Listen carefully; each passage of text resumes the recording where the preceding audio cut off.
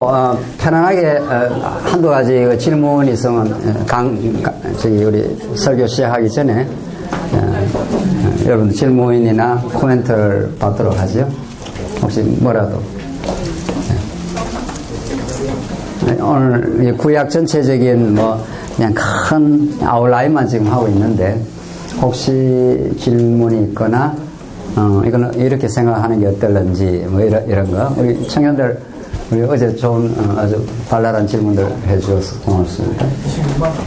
그렇게 하고 강의하는 게 좀 더 편안하겠는데 네, 뭐라도 좋습니다. 강의 또 이런 것들은 이렇게 새롭게 좀 느껴졌다 이런 코멘트도 좋고 이건 어떻게 되는 건지요 이렇게 질문해도 좋고 뭐라도 좋습니다. 커피도 한잔 하면서 김밥도 먹고 하면서 한두 가지 질문 받고 강의를 하죠. 뭐라도 좋습니다. 네. 어떤 질문이라도 괜찮습니다. 예. 성경을 통독하려면 생각보다 책이 크고 부담스러운데. 그렇죠. 좀. 네? 뭐라고?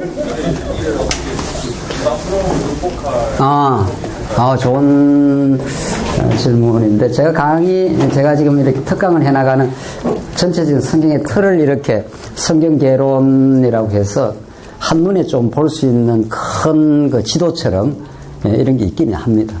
혹시 필요하면은 제가 이렇게 대충 하는 게 아니고 전체적인 그 스트럭처를 가지고 구조를 가지고 강의를 하기 때문에 그런 우리 어떤 지역을 찾아가려면 내비게이션이 있어야 전체 속에서 이렇게 부분을 봐나가는 건데 그런 좋은 성경 개론 책이 있긴 합니다. 네. 그래서 혹시 필요하면은 볼 수가 있고 이 책이 성경 개론을 언약의 관점에서 이렇게 한눈에 지금 이건 창세기부터 1장에서 36장 전체적인 그림을 이렇게 쫙 한눈에 볼 수 있도록 이렇게 해놓은 이런 것도 있고 좋은 자료들은 있습니다. 좋은 질문이죠. 그냥 성경의 내용으로 쑥 들어가 버리면 숲 안으로 들어가면 숲이 어떻게 되는지 잘 모르잖아요. 그러니까 하나의 나무만 보이는데 숲으로부터 떨어져 나와가지고 조망 전체를 이렇게 그러니까 bird's eye 새의 눈을 가지고 전체를 이렇게 봐야 전체가 좀 보인단 말이에요. 그리고 나서 부분으로 들어가는 건 괜찮은데 성경에 그냥 예컨대 민수기 5장 3절로 쑥 들어가 버리면은 저는 맥락을 모르기 때문에 이게 어떤 맥락에서 이때 흘러가지 이건 엄청 중요합니다. 사실은 모든 학문의 기본이 이 맥락적 사고가 있다는 건데 성경은 더더욱이 그렇습니다. 그동안 우리가 성경을 좀 전체적인 흐름과 맥락을 가지고 우리가 성경을 좀 보지 못하면은 교회는 좀 오래 다닌 것 같은데 우리 어머니 모태신앙도 있고 1년, 10년, 20년, 30년 교회 다닌 것 같은데 성경을 여기 조금 배우고 저기 조금 배우고 이러니까 성경 전체적인 성경에 어떤 플로우가 있단 말이죠. 성경에는 어떤 흐름이 있는 건데 그런 걸 모르면 좀 답답하지요. 그게 청년 때는 또 괜찮아요. 조금 이제 신앙이 자꾸 깊어지면은 뭔가 청년도 마찬가지지만은 어른이 되어도 성경 전체가 어떻게 되지? 코끼리 전문은 어떻게 돼 있는 거지? 여기에 대한 궁금함이 굉장히 많습니다. 사실은. 그래서 저희 연구소에서는 가능하면 제가 남성교회도 그렇지만 다른 곳이나 제가 필리핀이나 이런 목사님들 이제 세미나나 이런 가이드를 가보면은 전부 다 좀 성경 전체에 대한 그 아웃라인 스트럭처를 좀 해달라 이런 이야기도 있죠. 아주 좋은 질문이죠. 하여튼 그런 건 또 우리 또 목사님도 계시고 하니까 좋은 자료는 있습니다. 또 다른 질문. 자꾸 이렇게 한번 질문도 해보는 것도 좋습니다. 무슨 질문이라도. 이 질문을 하면 우리 강사 목사님이 좀 답하기 어려울 것이다. 이런 질문을 좀 해줘야 저한테도 도움이 되지. 우리 남산교회 예리한 우리 청년들이. 어떤 질문도 좋습니다. 지금 언약적 관점에 대해서 생각을 하고 계시잖아요. 근데 여기 있는 청년들은 거의 대부분 제가 알기로는 거의 대부분 그러니까 성경을 제대로 접해본 적이 없는 걸로 알거든요. 그러니까 읽어봤다고 해도 성경 안에는 이제 언약적 관점과 하나님의 나라, 구원, 복음, 예수 그리스도 그렇죠. 시작해서 여러 가지가 나오는데 보통 초신자들은 예수 그리스도의 사랑이나 복음이나 자기 구원에 대해서 관심을 가지고 나오기 시작하잖아요. 그렇죠. 근데 성경에서 말하는 건 결국 그 구원만이 아니라 다른 하나님의 나라에 대해서 얘기하는 그렇죠. 건데 보통 여기 있는 그러니까 기존의 초신자들이 성경을 본다면은 언약적 관점 말고도 어떠한 관점에서 좀 보았으면 하는지. 중요한 질문인데, 성경에는 구원도 있고 언약도 있고 하나님 나라도 있는데 간략하게만 정리하면은 성경은 하나님 자기 계시의 말씀이라 그러지. 하나님을 보여준다. 이건 계시. 이게 가장 큰 주제고, 하나님 어떠신 분은 그 보여주기 위해서 하나님은 언약의 관점을 쓰시는 거고, 언약의 내용이 하나님의 나라입니다. 우리 3대 언약이라는 거, 자손 땅 통치라는 걸 하나로 묶으면 하나님의 나라고, 나라가 반드시 이루어질 건데, 나라가 이루어진 가운데 인간이 타락을 했지 않습니까? 타락해서 인간이 죄인이 되어버렸어. 죄인이 됐기 때문에 죄인은 끝없이 탐욕과 시기와 불평과 불만족에 시달려요. 왜냐하면 하나님을 잃어버렸기 때문에. 하나님 안에서 산다 이렇게 하면은 내가 오늘 이 살아가는 게 감사드리는데, 죄인은 하나님이 여기 살아 계시는데 하나님과의 관계가 단절이 된 인생을 죄인이라고 그래요. 부모로부터 탕자가 단절되어 버렸단 말이죠. 그러니까 부모는 엄청 재산도 많고 먹을 것도 많고 입을 것도 많은데 아버지 집을 떠나게 되면 그때부터는 탕자가 참 행복을 잃어버린 거죠. 그래서 죄인에게는 구원이 필요해요.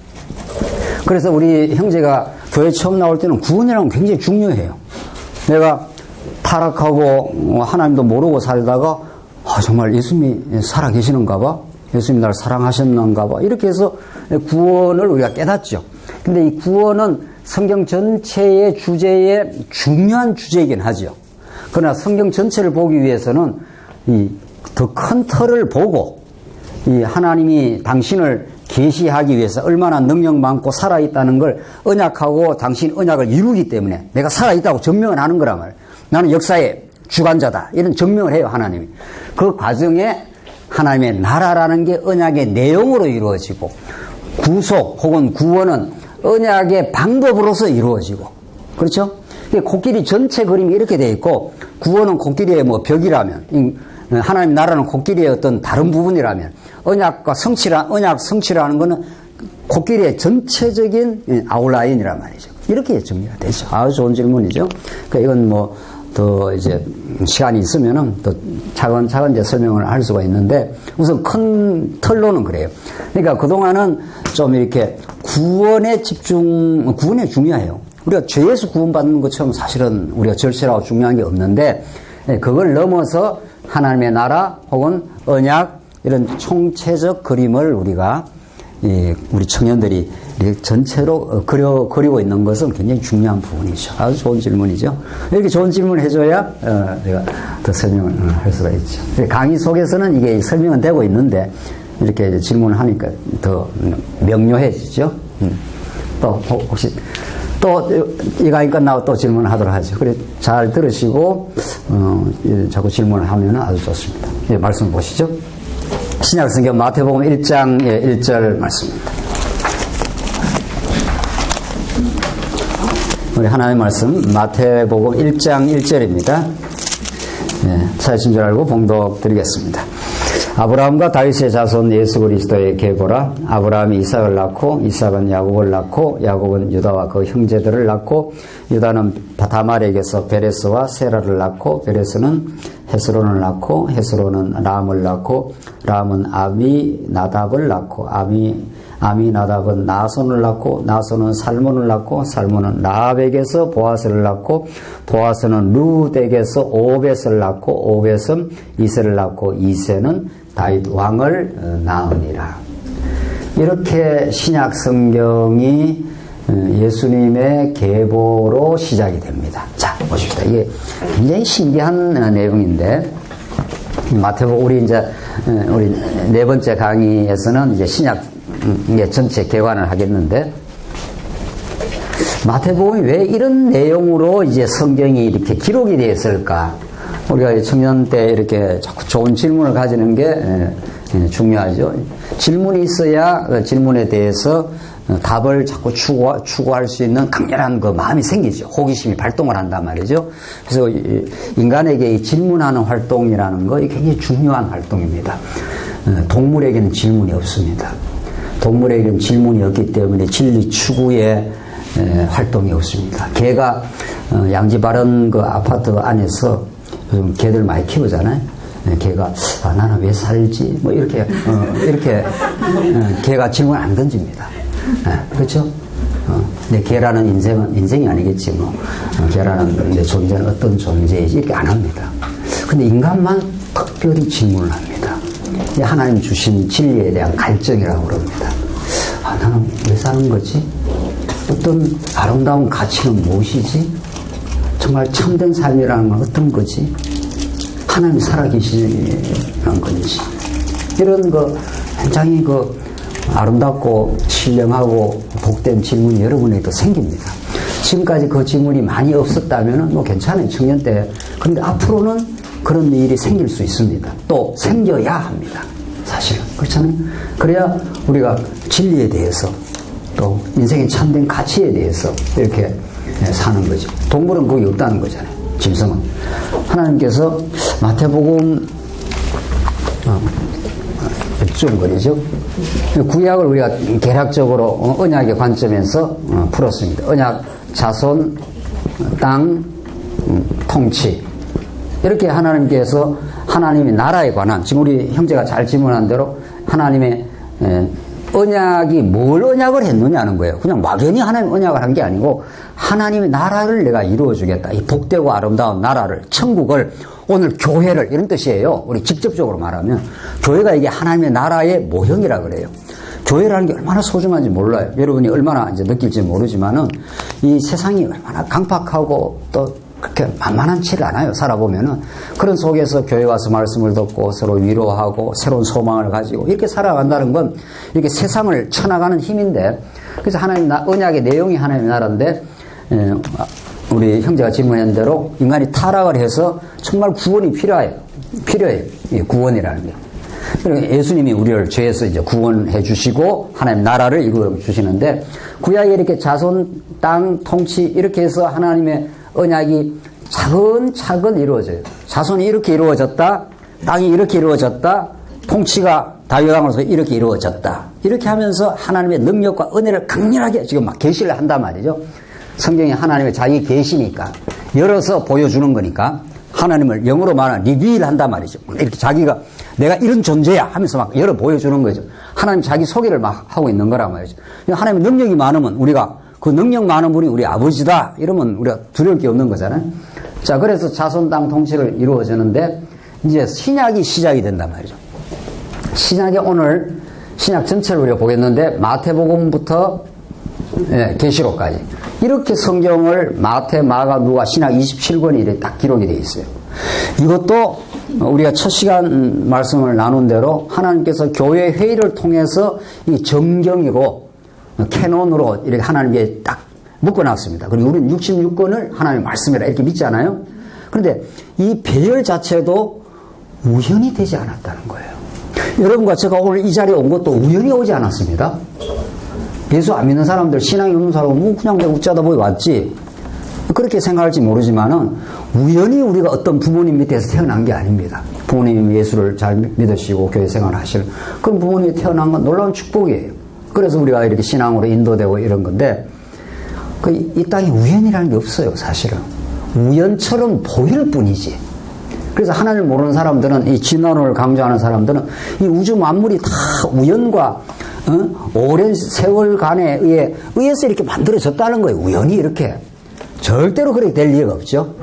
절대로 그렇게 될 리가 없어. 그래서 하나님께서 이 구약에 이렇게 언약을 이루신 하나님이, 이제 구약은 우리가 예수님에 대한, 예수 그리스도에 대한 언약이라 했으니까 신약은 예수님에 대한 성취의 말씀이에요. 예수님이 진짜, 예수 그리스도가 구약의 언약한 대로 이렇게 이 땅에 오심으로 하나님의 신실하심이 드러났다. 그 영광과 능력이 드러났다. 하늘에는 영광이요 땅에는 평화라. 이런 예수님의 탄생이 그런 의미란 말이죠. 예수님이 등장해야 우리 인생의 모든 고민과 문제가 다 해결되는 거니까, 근본적으로. 그래서 예수님이 오셨다는 것을 이제 마태복음부터 계시록까지 우연히 이렇게 기록되지 않고 마태복음 1장 우리가 봉독들은 1절로 6절에서 아브라함과 다윗의 자손 예수 그리스도의 세계라 이렇게 신약이 시작을 한다는 거예요. 세상에. 그래서 우리 마태복음이 마태, 마가, 누가, 요한복음 이렇게 되어 있잖아요. 신학자들이 어떤 그 질문을 하는가 하면 왜 성경이 이렇게 복음서가 4권으로 되어 있느냐? 그래서 이 자유주의 신학자들, 이 성경을 하나님의 진리로 안 믿는 신학자들도 신학자 나름이에요. 신학자들이 완전히 인본주의 신학자들은 성경을 하나님 말씀을 안 믿어. 왜 뭐 복음서가 4개 있어야 돼? 이렇게 해서 4개 있어야 될 이유에 대해서 치부를 해버려요. 안 그러면은 다 다양한 스토리야. 마태, 마가, 누가, 요한이 다양한 이야기를 그냥 주워 모아놓은 거다. 이런 식으로. 그러나 성경을 우리가 제대로 알고 성령의 감동으로 우리가 이렇게 깨닫기 시작하면은 우연이 되지 않았어요.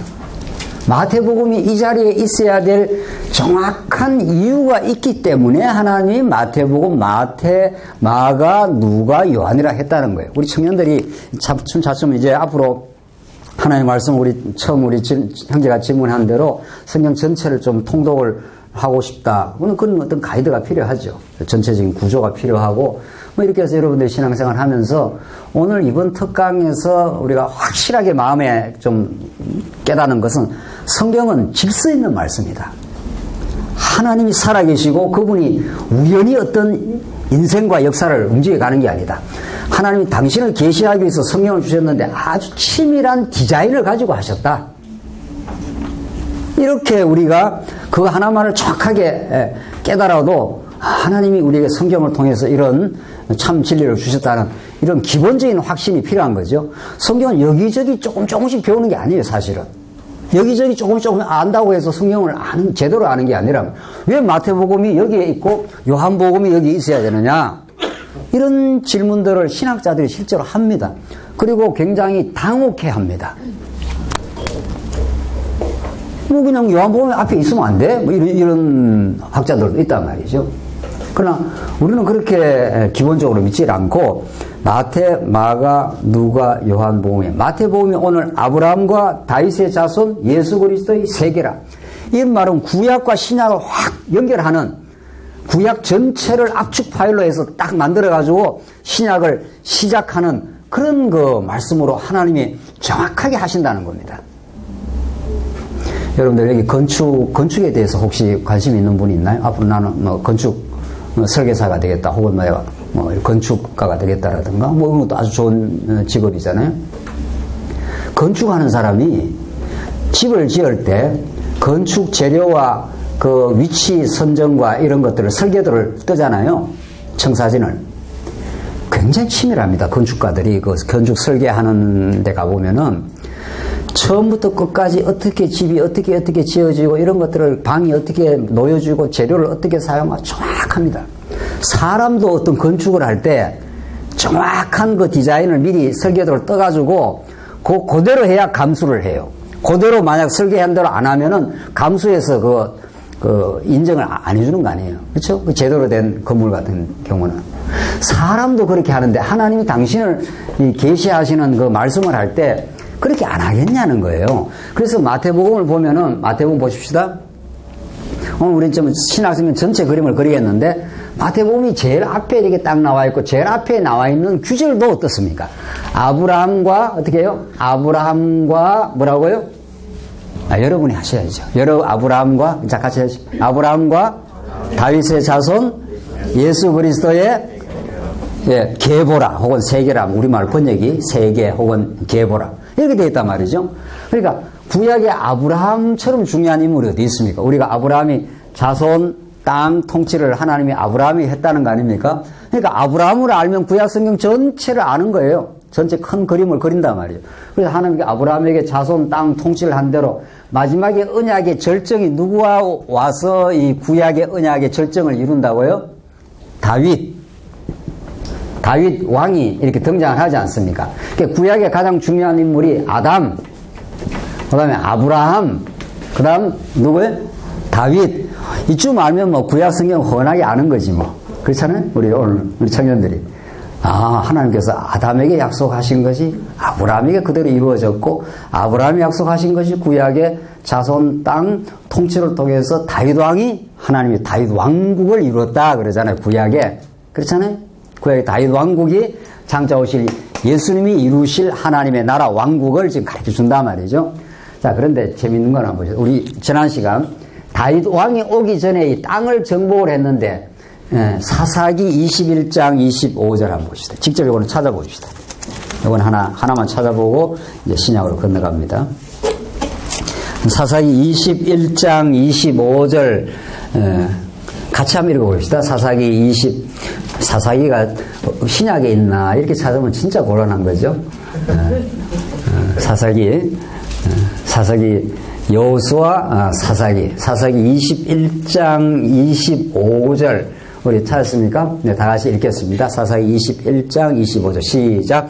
그때 이스라엘에 왕이 없으므로 사람이 각기 자기의 소견에 옳은 대로 행하였더라. 이렇게 정확하게 사사기 마지막 장에 왕이 없으므로 이렇게 돼 있어요. 이게 땅은 정복을 했는데, 자, 이 하나님의 그 스토리가 이렇게 전개가 돼요. 땅은 하나님 약속대로 이렇게 여호수아가 정복을 했는데, 나중에 여호수아는 죽고 나서 세월이 지나갔어. 지나갔는데 누가 없다고요? 왕이 없어. 지도자가 없어. 지도자가 없으니까 사람들이 제멋대로, 우리 청년부도 여기 리더가 있나 없나요? 뭐 청년부 회장 있겠죠? 예, 청년부. 그 회장을 우리가 세우는 이유는 회장이 있어야 사회도 보고 뭐 전체적으로 전체 플랜도 좀 가지고 계획도 세우고 이렇게 할 거 아니에요. 그렇죠? 우리 청년부도. 그러니까 리더자가 없으면 막 그냥 아무렇게나 막 이제 무질서하게 되는 거지. 그런데 하나님께서 사사시대 때 왕이 없어서 자기 소견에 옳은 대로 막 이렇게, 이 세상이 사사시대하고 비슷해요. 지금도. 우리 진짜 왕이신 예수 그리스도의 통치 속에 있으면 우리 마음에 질서와 평안이 생기는데, 인간이 다 왕이야. 자기가 다 왕 노릇을 해. 내 생각대로 하는 거지. 뭐 이렇게 한단 말이죠. 그러니까 왕과 왕들의 충돌 현상이 이 세상인데, 신과 신의 충돌 현상인데, 그래서 이 땅에 왕이 없었는데 하나님이 왕이 없어서 혼란과 무질서를 경험하면서 왕이 정말 와야 되겠구나, 이렇게 이스라엘 백성들에게 간절한 소망이 생기는 거죠. 그 하나님이 빨리 왕을 안 준다는 거예요. 하나님 우리 생각과는 항상 좀 달라. 그렇죠? 아브라함에게 자손을 준다 해서 빨리 자손을 주면 좋은데 몇 년 걸렸다고요? 75세 때 약속했는데 몇 세나 되어서? 100세나 되어서. 25년 기다린 거 엄청 기다린 거 아니에요? 이 기다림 속에서 하나님이 인내를 만드시고 하나님만이 할 수 있고 진짜 이루어졌을 때 하나님이 하셨다고 이렇게 믿어지고 찬양을 만드시려고 하나님 그렇게 하신다는 겁니다. 여기도 마찬가지. 이 왕이 등장하기 전에 사사시대의 혼란과 부패와 우상숭배와 어려움을 많이 통과해요. 하나님이 아셔. 그런데도 하나님께서 왜 그런 시간을 허락을 하시는가 하면은, 야, 진짜 왕이 와야 되는구나. 진짜 왕이 와야 우리가 이 나라가 참된 평강이 있구나. 이런 걸 많이 기다리게 하시고, 때가 참에 다윗 왕을 유다 지파에서 딱 등장하시요. 처음에는 다윗이 아니고 누가 등장했다고요? 처음에는 사울 왕이 나라를 통치했잖아. 사울이 어깨보다 하나 더 크다 그랬어요. 아주 왕될 만한 그런 외형적인 모습을 갖고 있지만 실제 골리앗 앞에서 완전히 패배했잖아. 그 벌벌벌벌 그냥 떨고 있는데 누가 등장하나? 하나님께서 조그마한 소년 다윗이 등장을 하지 않습니까? 그래서 다윗이 등장해서 골리앗을 때려 눕히고 그 시대를 새롭게 만드는 왕이 된 거죠. 그게 이 시대에 진짜 주연급 배우로 등장하시는 예수 그리스도가 진짜 우리의 왕이 오실 것이라, 이렇게 구약의 왕에 대해서 이렇게 간절히 소망하고 또 왕에 보내주신다라 구약의 다윗 왕이 등장을 했는데, 마태복음은 이런 아브라함과 다윗 왕으로 이어지는 그런 사건을 구약을 잘 알고 있는 사람이에요. 마태 이 기자가 구약의 그 배경과 내용을 잘 알고 있는 사람이에요. 그러니까 하나님께서 마태 기자를 통해서 이제 복음이라는 건 굿뉴스, 예수님이 이 땅에 왕으로 등장하신다는 이 좋은 소식을 전하면서 뭐를 이렇게 거론을 하나요? 구약 전체를 거론을 하지 않습니까? 아브라함과 다윗의 자손 예수 그리스도의 계보라 이렇게 시작을 한다는 거예요. 그렇잖아요. 그러니까 마태복음이 만약에 이 뒤에 붙어 있으면 되겠나 안 되겠나요? 이런 걸 눈치 학상으로 때려잡아야 돼. 이제 강사 우리 목사가 앞에서 이렇게 하는 분위기를 보고 우리 아이는 눈치가 얼마나 빠른지 말이지. 뭐 이렇게 이야기를 하려면은 오늘 교회 가서 뭘 좀 봉사를 하는 게 좋겠다. 뭐 이렇게 이제 우리는 이야기를 하잖아요. 그냥 먼저 때려잡아서 아빠 뭐 어떻게 할게요. 뭐 이렇게 막 나오니까 뭐 말을 이렇게 하면은 눈치가 빠르면은 그렇잖아, 그렇죠? 네. 자, 우리 하나님의 말씀을 깨달을 때도 이래 보면은 마태, 마가, 누가, 요한이 이렇게 되는데 구약과 연결해야 될 거 아니에요. 그렇죠? 연결 고려해야 돼. 그러니까 요한복음은 그렇게 시작을 안 해. 태초에 말씀이 계시니라. 말씀이 하나님과 함께 계시니 그 말씀이 곧 하나님이시라. 이렇게 막 영원한 궁극적인 진리를 지금 막 설명을 한단 말이죠. 모든 게 다 궁극적인 거지만 요한복음이 스타트하는 그 출발 자체가 왜냐하면 마태, 마가, 누가, 요한의 이게 마지막 요한복음이 결론이니까. 그렇겠죠. 우리가 어떤 이야기를 할 때 기, 성, 전, 결 이런 게 있잖아요. 방언처럼 들립니까? 옛날 우리 저는 제가 거의 강의하는 거는 중학교, 고등학교에서 배운 수준을 지금 내가 이야기를 하고 있는데 국어 시간 잘 배웠으면은 그 문학에 기, 성, 전, 결 뭐 이런 게 있다는 거 아니에요. 이게 뭐 이야기가 이렇게 전개가 되는 거죠. 자, 이 마태, 마가, 누가, 요한 이런 말씀이 아무렇게나 기록된 게 아니고 착착착 이렇게 전개가 된다는 거예요. 네. 그게 우리가 처음에 우리 형제가 제일 뒤에 질문을 했는데 어떻게 해야 성경 전체를 우리가 좀 알 수 있을까? 그 성경 전체를 정말 우리가 그 진리의 내용을 알기 시작하면은 아주 흥미진진해, 익사이팅하단 말이죠. 성경이 지루하거나 재미없는 이런 말씀이 아니에요. 사실은 알고 보면은 이 생명의 말씀이고 그 전개 방식도 하나님께서 이 아브라함에게 약속하신 것이 자손 땅 통치로 쾅쾅쾅 막 이루어주잖아요. 내가 살아있다고 하나님 살아계시고 너희의 범죄에도 불구하고 내가 끝까지 내가 너를 이 약속을 지켜주는 여호와 하나님이시다. 막 이렇게 막 쾅쾅 나오잖아요. 구약에. 그런데 그 여호와 하나님이 예수를 보내주겠다. 약속한 대로 어떻게 아브라함과 어떻게 해요? 아브라함 같이 해야지 같이. 아브라함과 어떻게 해요? 다윗의 자손 예수 그리스도의 계보라. 이렇게 해서 마태복음이 이제 시작이 되지 않습니까? 이제 하나님께서 이렇게 약속한 대로 드디어 예수님을 약속대로 보내주시는 하나님 살아계심의 그 증명을 지금 막 하고 있는 거 아니에요? 내가 역사의 주관자야. 이렇게 막 하나님이 등장을 하고 있는 거예요. 예수님이 등장하려면은 온 그 당시에 예수님 초기에 그 초대 그 역사가 베드로도 조연급 배우로 등장을 해야 되고 말이죠. 로마 제국도 그때 있어야 되고 헤롯 대왕도 있어야 되고 그런 속에 예수님이 말구유에서 베들레헴에 등장하도록 그 모든 무대 장치가 하나님 마련해 놓은 거죠. 그래서 이 세상이 칼빈이 말했던 영광의 무대고 이 연극 세트장이나 마찬가지예요. 청주가 아니고 문경을 가봤는데 문경의 그 영화 무대 세트장이 진짜 집처럼 만들어 놨더라고요. 문경 가봤나요? 안 가봤나요? 문경 그런데 좀 가봐, 청년분들. 그 문경 그 무대 세트장. 그건 정말 집처럼 해놨어. 막 무대 세트장이, 나는 무대 세트장이라 해서 그냥 뭐 허접하게 지어놓은 줄 알았는데, 진짜 집을 막 지어놨더만요. 거기서 막 정도전 뭐 이런 것도 하고 막 이렇게 했던 모양이죠. 드라마도 뭐 하고. 제가 아는 건 허준 드라마 이런 거밖에 잘 모르겠어요. 그런데 이 세상이 무대 세트장이에요, 사실은. 하나님의 영광을 보여주는 이 광활한 우주가 얼마나 광활한지 모른다는 거예요. 이 우주가 광활하기 때문에 하나님은 더 광활하신 거지. 그렇죠? 그리고 이 우주는 예수님 오시면 두루마기 마르듯이 싹 말리고 새하늘과 새 땅의 영원한 차원으로 바뀌어요, 나중에. 왜냐하면 무대라는 것은 무대가 다 끝나고 나면 어떻게 해야 되나? 무대 세트장은 없어져야 되잖아. 그렇잖아요?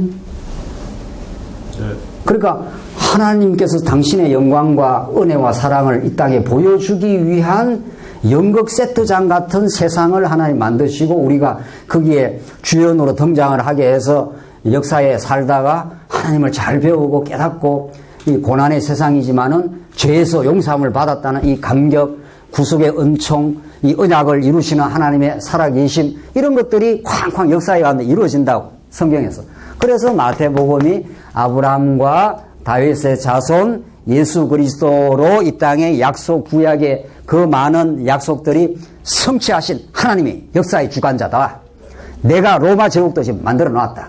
그래서 로마 제국의 빌라도에 의해서 내가 나중에 법정에서 인간들에 의해서 처형을 받지 않습니까? 예수님이. 하나님의 아들 예수 그리스도가 말이죠. 이것처럼 역사의 아이러니가 없어요. 이 놀라운 그 반전의 스토리가 없다고. 그는 인간들에 의해서 심판을 받아 죽지만 여러분과 저의 모든 죄악의 짐을 걸머지시고 죄를 청산하기 위한 하나님의 역사였고 3일 만에 부활하심으로 진짜 내가 영원한 하나님의 아들이다 하는 걸 이 세상에 입증하신 분이에요. 누가 이 죽었다가 살아나느냐 말이에요. 세상에 없어. 그런 인간은 절대로. 예수님만이 살아나신 분이고 여러분과 저도 새 생명을 얻게 된 거지요. 그래서 마태복음은 구약 전체를 끌어당기고 있어요. 그렇죠? 그래서 마태, 마가, 오늘 이제 시간이 없으니까 대략대략 해나가는데 마가, 누가, 요한으로 가면은 그 예수가 역사에 등장하신 아브라함과 다윗의 자손으로 등장하신 예수는 그분이 곧 하나님이다. 이런 거죠. 하나님을 계시하기 위한 하나님의 아들로 등장했다. 이 말 아니에요. 태초에 말씀이 계시니라 말씀이 하나님과 함께 계셨는데 그 말씀이 곧 어떻게 해요? 하나님이시라. 예수님이 하나님으로 등장한 거예요. 하나님의 아들로 등장한 나를 본 자는 누구를 봤다고요? 아버지를 봤다. 그러니까 예수 나를 본 자가 하나님 아버지를 본 자가 똑같다는 거예요. 예수님이 하나님과 동격이라는 거예요. 세상에. 인간의 몸으로 있고 왔긴 왔지만은 하나님의 능력, 하나님의 그 심판권, 하나님의 역사 지배권, 이 모든 걸 가지고 왔다. 히브리서 기자가 그렇게 말해요. 옛적에 여러 모양과 여러 부분으로 말씀하신 하나님께서 아들로 말씀하셨으니 그가 우주의 창조자시고 죄를 정결케 하시는 분이라 이렇게 막 히브리서 1장 1절에 그렇게 나간단 말이죠. 그래서 우리가 믿는 예수가 허접한 존재가 아니에요. 그 예수가 어마어마한 존재고 그분을 통해서 우리는 새 생명을 얻었고 그분의 우리가 지체가 되었다. 이렇게 마태가 그렇게 정언을 하고 있어요. 그래서 마태의 이 복음서가 있고 나서 그 다음에 예수님은 육신으로 오셨기 때문에 그냥 계속 우리와 함께 있을 수 없잖아요. 그래서 예수님 내가 너희와 함께 있는 것보다 가는 게 더 낫겠다. 그래서 내가 하늘나라 하나님 보좌 우편으로 올라가게 되면은 내가 약속한 성령을 보혜사 성령을 영어로 말하면 카운셀러라 이렇게 번역을 했어요. 예. 카운셀러라는 것은 우리가 힘들고 어려울 때 이렇게 상담을 받는 사람을 카운셀러라 그러잖아요. 예? 그런데 예수님이 진짜 카운셀러예요. 진짜 진리에 입각해서 우리가 늘 힘들고 어려울 때 이렇게 의지를 할 수 있는 분. 그리고 우리말로는 보혜사 성령이라. 헬라어로는 파라클레이토스. 파라라는 건 옆에, 우리 곁에 언제나 계시는 분. 그러니까 여러분 곁에 언제나 예수님이 함께 계셔요. 우리를 너무도 사랑하시기 때문에 그 예수님의 영으로서 성령으로서 우리가 함께 하셔요. 그래서 성령을 보내주시겠다. 그러면 그 성령이 오시면 내가 너에게 가르쳐준 말씀을 기억나고 깨닫게 하고 진리를 깨닫게 하는 그런 진리의 영으로서 성령을 하나님께 보내주시겠다고 약속을 하신 거예요. 예수님이. 성경은 약속, 성취, 약속, 성취, 약속이나 언약이랑 같은 맥락인데 전부 그렇게 구조화되어 있어요. 그러니까 예수님이 가시면서 내가 너희들 기다려라. 그러면 내가 오순절날이 되면은 성령을 보내주시겠다. 이렇게 해서 성령이 오셔가지고 오순절에 오시니까 베드로 같은 그 비겁한 인생이 담대한 진리의 사도로 변하잖아요. 그렇죠? 베드로가 얼마나 그 비겁했습니까? 베드로는 이게 뭐 오물절 망신은 뭐 꼴뚜기가 시킨다고 남자 망신은 누가 다 시킨 거예요? 이 베드로가 말이죠. 이 남자가 이렇게 허접한 인생이 없는 거지. 그런데 하나님께서 베드로를 성령이 오시고 나서 진리가 믿어져 버렸어. 예수님 부활하셨다고. 그때부터 베드로가 얼마나 담대해지는지 몰라요. 너 부활을 전가하지 마라 하면 내가 너들 말 들어야 되겠어? 내가 하나님의 뜻을 따라야 되겠어? 이렇게 베드로가 이렇게 담대하게 나와요. 그래서 여러분과 제가 진리를 말씀을 깨달으면은 그렇게 하나님의 뜻을 따라서 두려움 없는 인생으로 이렇게 담대하게 이렇게 바뀌게 하나님이 해주시는 거예요. 그래서 베드로가 아주 담대하게 복음을 전합니다. 두려움 없이 전해. 옥에 갇혔어도 또 복음을 전해. 이렇게 사도행전이라는 것은 하나님의 약속이 이 땅 위에 예수님의 구약의 여호와 하나님의 약속대로 이루어졌고 예수님이 다시 너희가 성령이 임하시면 요한복음 그 유명한 요한복음 1장 8절 자 같이 해보죠. 너희가 성령이 임하시면 너희가 권능을 받고 예루살렘과 유대와 사마리아와 땅끝까지 이르러 내 증인이 어떻게 해요? 되리라. 제가 이거 오래전인데 한 30년 전 같은데 오래전에 어느 교회를 내가 이렇게 갔었는데 성경에 창세기 사도행전 1장 8절을 이렇게 성경에 표로 붙여놨더라고요. 그래서 내 증인이 뭐라고 적어놨을겠어요? 성경은 되리라 이렇게 했는데 리자를 빼놨어. 정인이 되라 이렇게 성경을 붙여놨더라고. 아, 저 성경을 좀 변조했다. 저 성경을 저렇게 막 쓰면 안 되는데 그 사람은 뭐 어떤 마음으로 내 썼는지는 모르는데 내가 올라가서 빨리 되라가 그 안에다 리자를 내가 넣고 싶더라고요. 근데 내가 그때 뭐 청년이고 이래서 뭐 교회 뭐 장관님이 그렇게 했는지 누가 했는지 모르지만 성경에 되라 이렇게 한 적이 없어요. 되리라 이렇게 되어 있어요.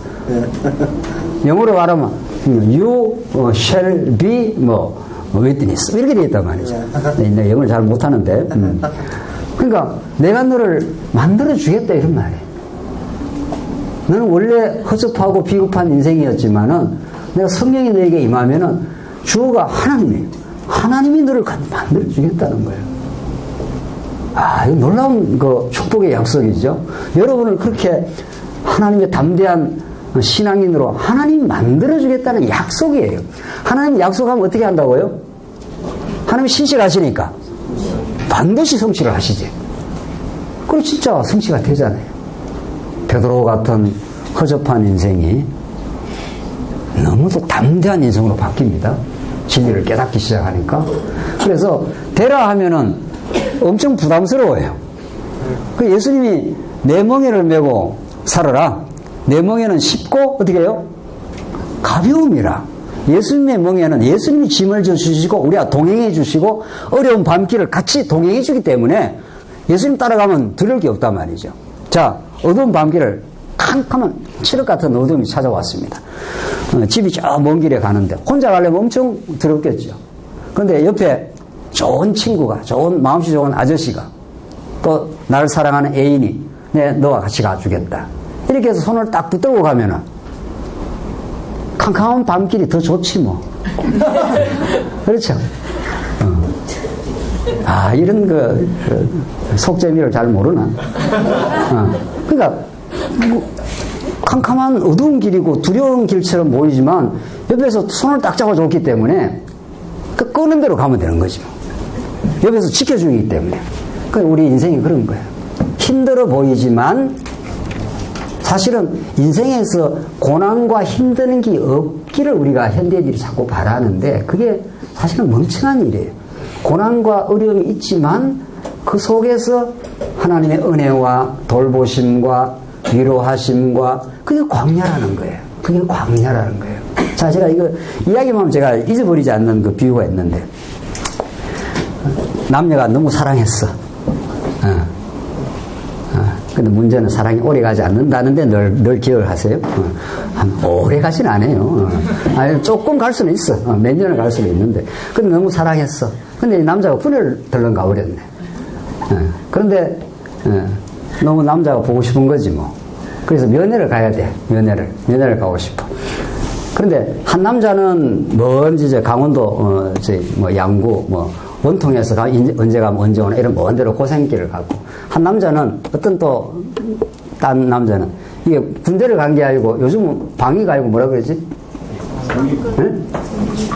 공익 이런 걸 했어. 군의를 안 갔어. 그래서 동사무소 근무를 해. 그러면 한 사람 친구는 내 가서 고생을 하고 있고, 하나는 동사무에서 탱자탱자 하면서 아주 군대 생활이 즐거워. 고생하는 게 없어. 그러면 면회를 갈 때 어떤 사람이 더 좋겠나?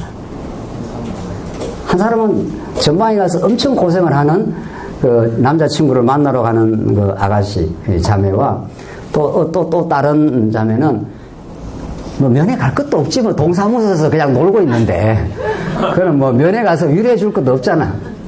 그렇죠? 근데 목포에서 강원도 고생하는 우리 내가 좋아하는 우리 친구가 거기 군에 있어. 그럼 목포에서 먼 길까지 찾아가는 게 고생스럽잖아. 저 전방에 찾아가려면. 그렇죠? 네. 그런데 먼 길을 하루 종일 버스를 타고 가야 되는데 그게 고생스럽지 않아.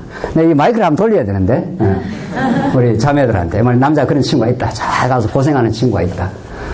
그러면 그 먼 길을 찾아가는 게 고생스럽잖아.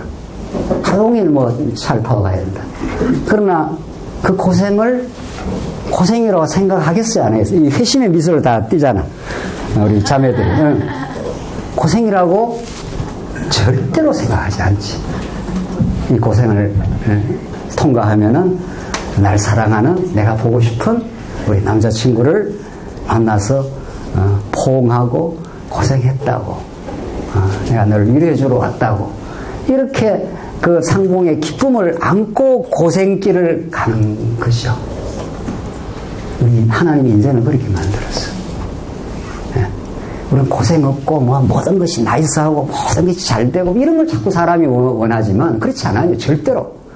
하나님께서 우리에게 고난도 주시고 어려움도 주시고 이렇게 해도 하나님 우리를 사랑하시고 동행해 주시고 위로해 주시고, 그래서 내 사랑하는 사람을 만나러 가는 그 고생길을 기꺼이 가죠. 그래서 그 멀리 찾아가는 그것이 더 기쁘고 감사하고 이런 거죠. 그래서 고생해서 나중에 고생 많았지, 이게 오늘하고 친구가 그렇게 이야기해주면 엄청 좋은 거죠. 그런데 친구가 동사무소 옆집에 있어. 옆집에서 이게 일해. 그럼 그 면회 갈 이유가 있나 없나? 면회 갈 이유도 없는 거지 뭐. 고생을 안 하는데. 그렇죠.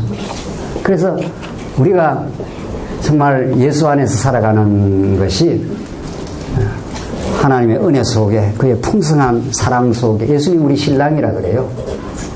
우리가 우리 모두 신부라 그러고, 우리가 신부가 때때마다 고생하지만 참 신랑 되신 예수 그리스도를 더 만나고 싶어서 우리가 가는 길인 거죠.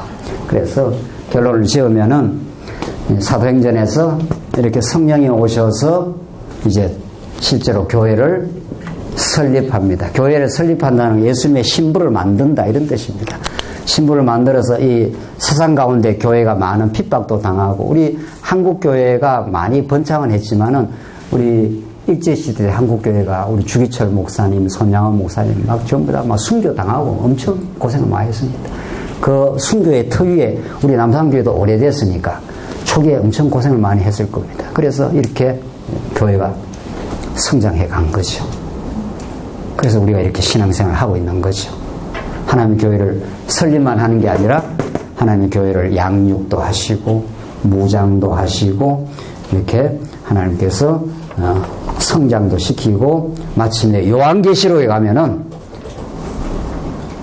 이 짐승권세 같은 음녀권세가 교회를 많이 핍박하고 고생을 많이 시켜도 예수님이 백마를 타시고 철장권세를 가지고 이 땅에 등장하시면 모든 어둠의 권세를 길거려 때려 부수듯이 철장권세로, 그 쇠몽둥이로 다 때려 부수면서 그가 승리를 구가하시고 우리에게 교회로 하여금 승리하게 한다. 이런 복음이 요한계시록까지 쫙 펼쳐나가는 거죠. 그래서 복음서, 사도행전, 사도행전으로 교회가 설립되고, 마침내 교회가 고난 가운데서 교회가 고생도 하고, 우리가 예수 믿는 사람이 어떤 어려움도 있고 해도 우리가 동행해 주시고 마침내 승리까지 보장을 해 주시는 살아계신 여호와 하나님이 보내신 예수가 이 땅에 왕으로 계신다. 이런 그 신약의 전체적 스토리가 계시록까지 절정에 와서, 그러니까 계시록이 최후 절정이 되는 거죠. 그래서 눈물을 다 씻어주고 내가 너와 함께하고 새하늘과 새 땅에서 너와 동행해 주겠다. 이런 신부를 사랑하는 신랑의 그런 스토리, 그런 복음, 그런 진리가 신약성경 전체에 펼쳐져 있습니다. 이 마태복음부터 계시록까지가 하나의 잘 짜여진 이야기처럼 그렇게 성경에 기록되어 있다. 이런 흐름을 잘 이해하는 것이 너무도 중요합니다. 조금 쉬었다 하시죠.